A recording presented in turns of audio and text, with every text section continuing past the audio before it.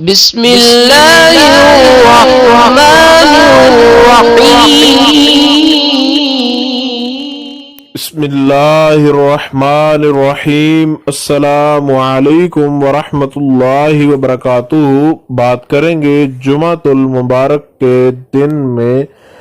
رزق کی فراوانی کے ایک ایسے وظیفہ کے حوالہ سے کہ جس وظیفہ کے پڑھنے سے اللہ رب ذوالجلال انسان کو بے شمار دولت عطا فرما دیتا ہے، اور انسان کی جتنی بھی پریشانیاں ہوتی ہیں رزق کے حوالے سے اللہ رب ذوالجلال وہ تمام تر پریشانیاں جو رزق کے حوالے سے، رزق کی تنگی کے حوالے سے ہوتی ہیں، خالق کائنات ان کو دور کر دیتا ہے، اور اللہ رب ذوالجلال اپنے خزانے سے بے شمار اس بندے کو عطا کرتا ہے جو جمعۃ المبارک کے دن میں سورہ کوثر جو ہے اس کو 33 بار اس طریقہ کار کے ساتھ پڑھتا ہے کہ جب 11 بار سورہ کوثر کی تلاوت کر لے تو اس کے بعد اللہ رب ذوالجلال کا اسم گرامی المغنی المغنی المغنی اس کو 33 بار پڑھے، اور پھر 11 بار سورہ کوثر شریف کی تلاوت کرے، انا اعطیناک الکوثر فصل لربک وانحر ان شانئک ھو الابتر۔ اس کے بعد پھر اللہ رب ذوالجلال کا اسم گرامی المغنی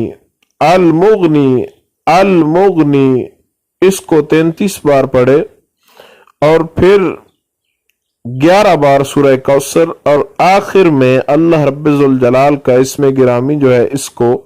34 بار پڑھے، تو 100 مرتبہ یہ اللہ رب ذوالجلال کا اسم صفاتی ہوگا المغنی۔ اور جو سورہ اخلاص ہے، سورہ کوثر ہے، وہ سورہ کوثر جو ہے اس کی تعداد جو ہے وہ 33 بار ہوگی، یعنی 11 بار پڑھیں گے، اس کے بعد 33 بار اللہ رب ذوالجلال کا اسم صفاتی، پھر سورہ کوثر کو 11 بار، پھر اسم صفاتی، پھر 11 بار، اور پھر 34 بار اللہ رب ذوالجلال کا اسم صفاتی آپ نے پڑھنا ہے۔ اس طرح 33 بار آپ کی سورہ کوثر ہو جائے گی، اور 100 مرتبہ اللہ رب ذوالجلال کا اسم گرامی المغنی جو کہ اسم صفاتی ہے وہ ہو جائے گا۔